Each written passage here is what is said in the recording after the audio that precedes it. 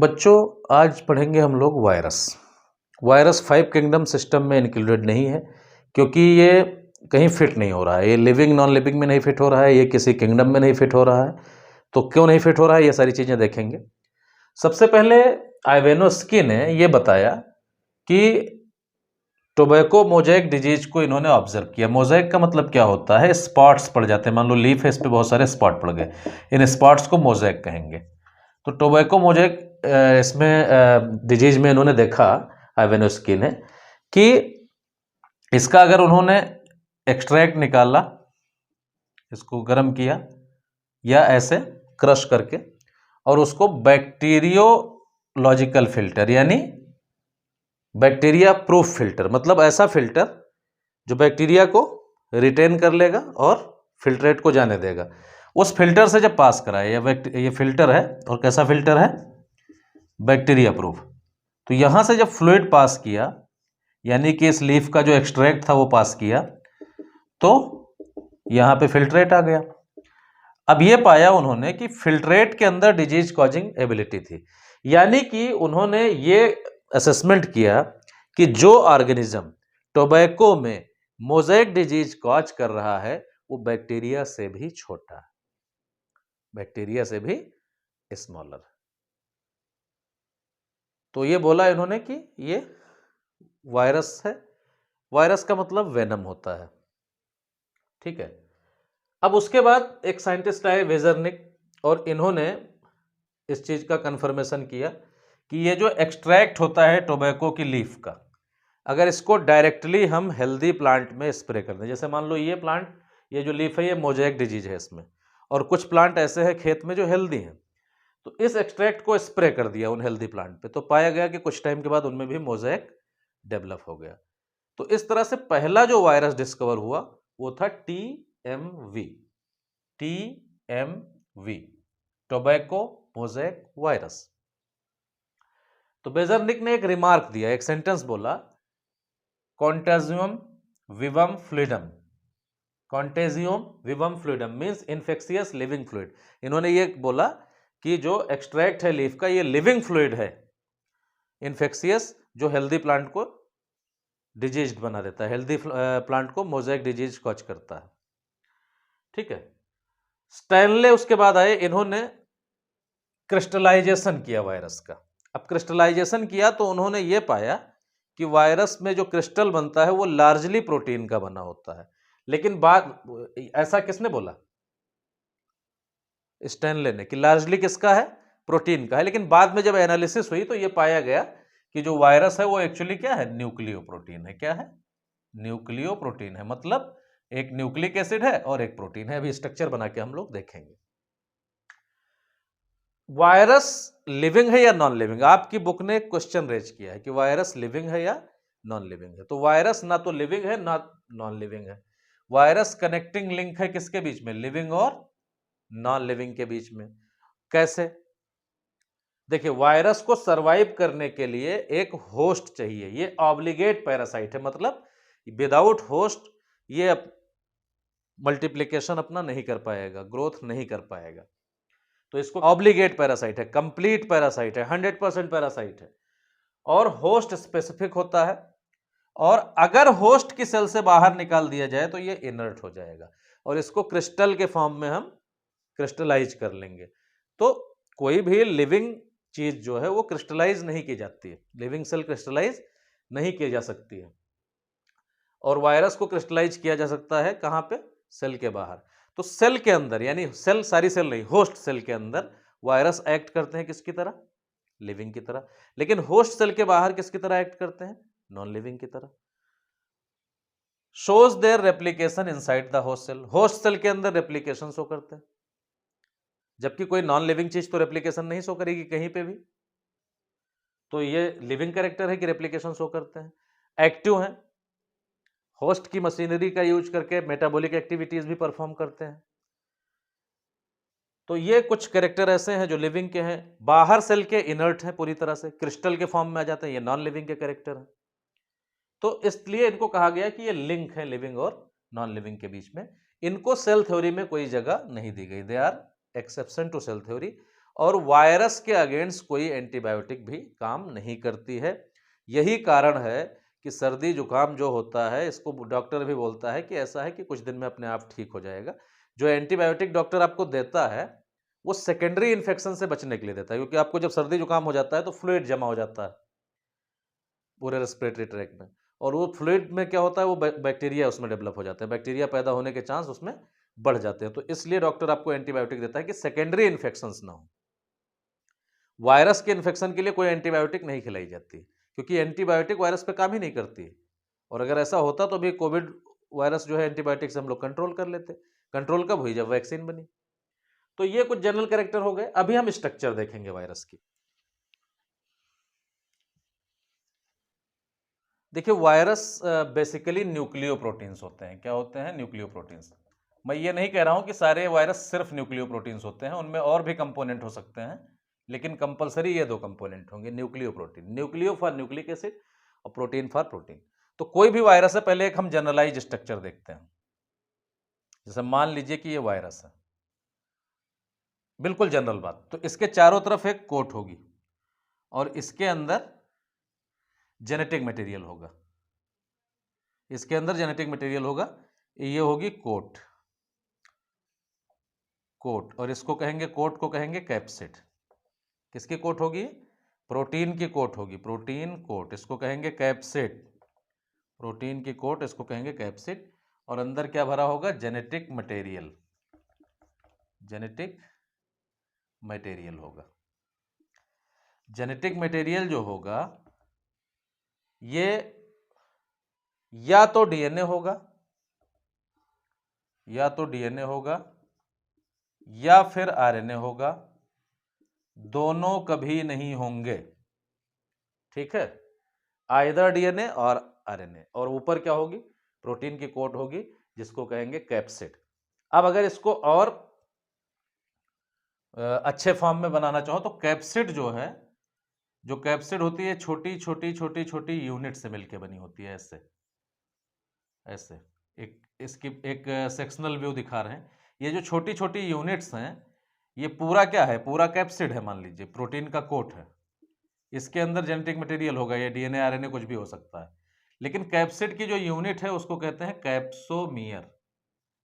तो ये क्या है? Unit, unit of capsid. Protein coat की क्या है? ये यूनिट है कैप्सोमियर। और बहुत सारी यूनिट मिलकर क्या बनाती है? पूरा का पूरा कैप्सिड बनाती है। जेनेटिक मटेरियल देखते हैं। डीएनए या आरएनए होगा, डीएनए और आरएनए। अब इसमें डीएनए कैसा हो सकता है, आरएनए कैसा हो सकता है? सिंगल स्ट्रैंडेड डीएनए हो सकता है, डबल स्ट्रैंडेड डीएनए हो सकता है, सिंगल स्ट्रैंडेड आरएनए हो सकता है, और double stranded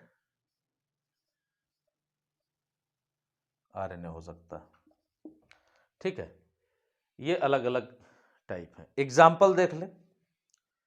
single stranded DNA का बढ़िया एग्जाम्पल है 5x174, ये बैक्टीरियोफेज है। ठीक है, बैक्टीरियोफेज में जनरली सिंगल स्टैंडर्ड नहीं होता, मैंने सिर्फ एग्जांपल दिया, अभी बताएंगे। जनरल अकाउंट जो आपकी बुक लिख रही है वो भी बताएंगे। Double standard DNA,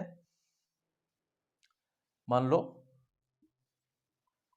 hepatitis virus.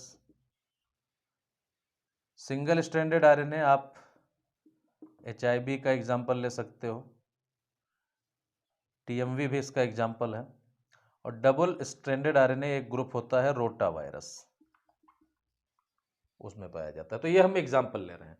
अब आपकी बुक एक बात लिख रही है, क्या लिख रही है?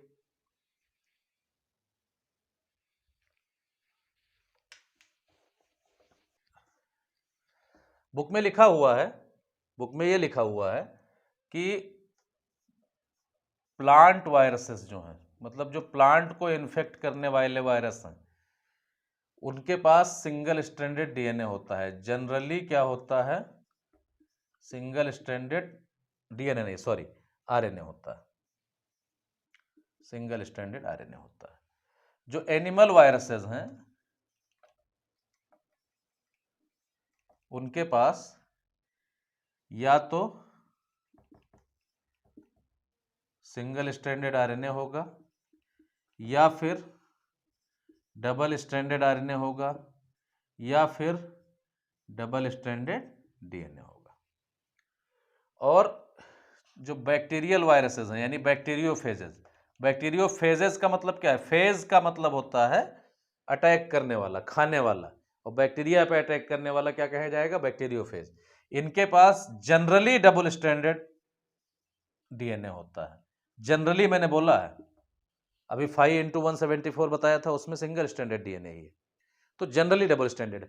अब इन सबके भी एक्सेप्शंस हैं, इन सबके भी एक्सेप्शंस हैं, लेकिन क्या बोला गया कि जनरली जो प्लांट वायरस हैं उनके पास कैसा जेनेटिक मटेरियल है? Single stranded RNA.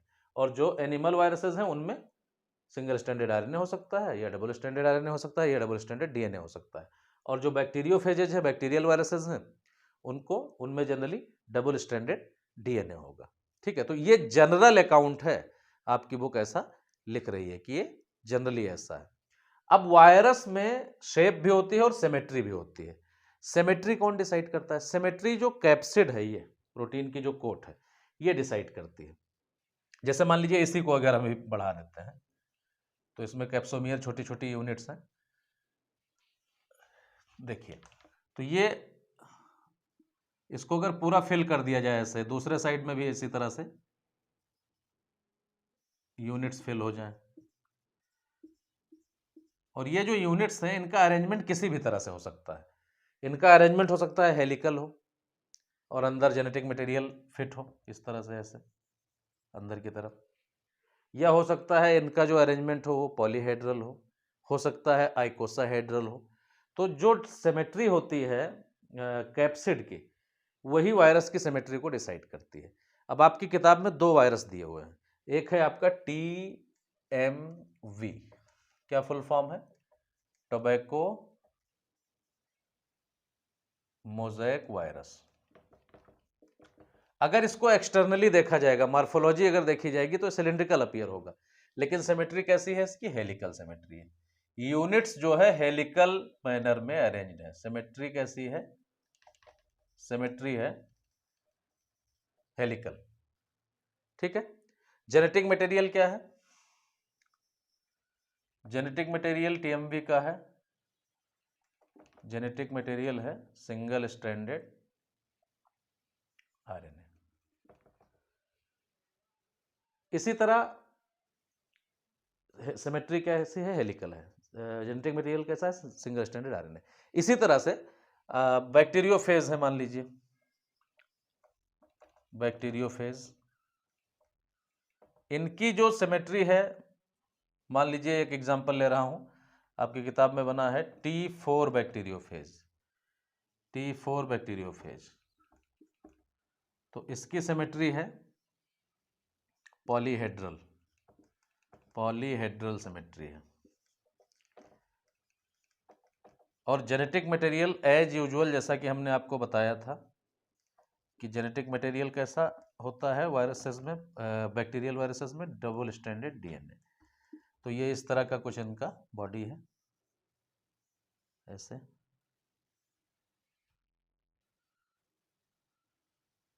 स्ट्रक्चर आपकी किताब में बनी है इस तरह। तो ये कोट है, प्रोटीन की कोट है,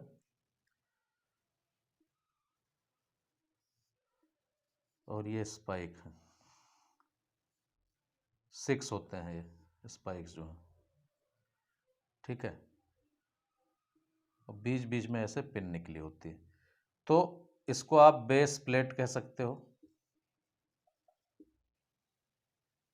और इस हिस्से को, नीचे वाले हिस्से को टेल कह सकते हो, और ये जो निकले हुए हैं ये टेल फाइबर्स हैं, जो स्पाइक्स निकली हुई हैं, और यहाँ पे पिन होती है, पिन लाइक स्ट्रक्चर होती है। ये नेक रीजन है, इसको कहते हैं कॉलर, और इसके ऊपर ये कवरिंग है ऐसी ऐसी जो बनी हुई है, इसको कहते हैं सीथ। इधर क्या है? इसकी बॉडी है जिसको कहोगे कैप्सिड, और अंदर क्या है? जेनेटिक मटेरियल है। आप यहाँ पे DS DNA, double stranded DNA मान सकते हो।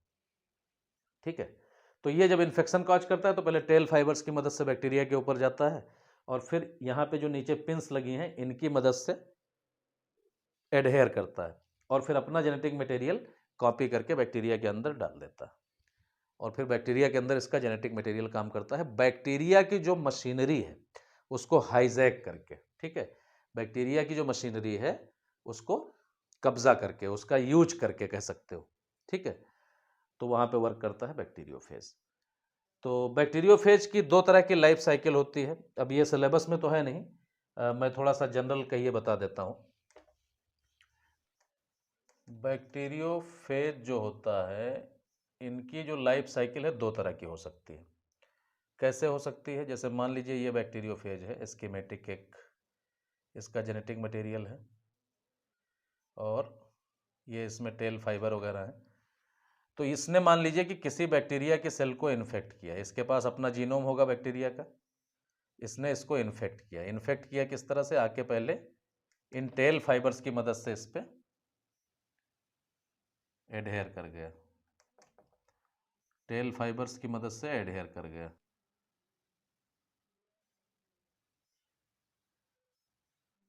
इसके पास जेनेटिक मटेरियल और इसमें क्या करेगा? अपना जेनेटिक मटेरियल इंजेक्ट करा देगा। अब जब जेनेटिक मटेरियल इंजेक्ट हो जाएगा तो क्या होगा? बैक्टीरिया की सेल के अंदर ये जेनेटिक मटेरियल पहुंच गया इसका होस्ट का, सॉरी पैरासाइट का। पैरासाइट कौन है? बैक्टीरियोफेज। तो क्या होगा? ये फिर अलग हो जाएगा। जेनेटिक मटेरियल इंजेक्ट कराने के बाद इसका काम खत्म हो गया। ये बैक्टीरिया का डीएनए है। ये क्या कर सकता है कि अपने आप को यहां इंटीग्रेट करे और बैक्टीरिया का जो जीनोम है वो टुकड़ों में टूट जाए।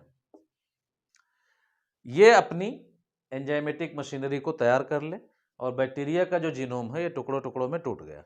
अब क्या होगा कि जो बैक्टीरिया के जीनोम के ये टुकड़े हैं ये पैकेजिंग चालू कर दें, ऐसे इस तरह से डीएनए इकट्ठा इस तरह से असेंबली हो जाए, इस तरह से ऐसे, और फिर एक टाइम के बाद ये मैच्योर हो जाए, मैच्योर पार्टिकल बन जाए और बैक्टीरिया की सेल को ब्रेक कर दें। और बैक्टीरिया को सेल को ब्रेक करके क्या बहुत सारे बैक्टीरियोफेज इस तरह से निकले, बहुत सारे बैक्टीरियोफेज बाहर निकले, ऐसा बहुत सारे बैक्टीरियोफेज बाहर निकले। तो इस तरह से क्या होगा? बहुत सारे बैक्टीरियोफेज पैदा हो जाएंगे एक बैक्टीरियोफेज के इन्फेक्शन से, ठीक है। और ये क्या होगा? फिर फ्रेश सेल को इन्फेक्ट करना शुरू करेंगे। तो ऐसी साइकिल जिसमें इस तरह का डेवलपमेंट होता है, ये क्या होंगे? फिर से अगेन इन्फेक्शन कॉज करेंगे। तो इस तरह का डेवलपमेंट जहां पे होता है उसको कहते हैं लाइटिक साइकिल। ये साइकिल लाइटिक है। इसमें क्या होता है? बैक्टीरिया की सेल की लाइसिस हो जाती है, बैक्टीरिया की सेल का ब्रेकडाउन हो जाता है। और एक ऐसी भी साइकिल होती है जिसमें क्या होता है कि इनका जो डीएनए है वो जाके होस्ट के जीनोम के साथ इंटीग्रेट कर जाता है। ये लाइटिक साइकिल है। लाइटिक साइकिल मतलब लाइसिस हो जाती है। तो ये जो मान लीजिए कि बैक्टीरिया का जीनोम है, इसमें जाके बैक्टीरियोफेज का जीनोम इंटीग्रेट कर गया। मान लीजिए बैक्टीरियोफेज ने इन्फेक्शन किया और इसका जीनोम जाके इंटीग्रेट कर गया यहाँ पे। अब फिर ये बैक्टीरिया जब डिवाइड करेगी तो क्या होगा? इसके साथ साथ जो है जीनोम तो डिवाइड करेगा ही, लेकिन ये बैक्टीरिया का भी जीनोम साथ में डिवाइड करेगा। तो जब ये इंटीग्रेट कर जाता है इसको प्रोफेज कहते हैं। लेकिन इस साइकिल को कहते हैं लाइसोजेनिक साइकिल। ये कैसे साइकिल है? लाइसोजेनिक। इसमें बैक्टीरिया को मारा नहीं जाता। हाँ, आगे चल के लाइसोजेनिक साइकिल लाइटिक साइकिल में चेंज हो सकती है, पॉसिबल है कि चेंज हो जाए। लेकिन बैक्टीरियोफेज की लाइफ साइकिल डिटेल में आपके सिलेबस में नहीं है, इसलिए मैंने जनरल अकाउंट बता दिया। इन सारे स्टेप्स के नाम भी हैं लेकिन कोई जरूरत आपको फिलहाल नहीं है। अब देखते हैं एक दो नाम और, क्या है वो?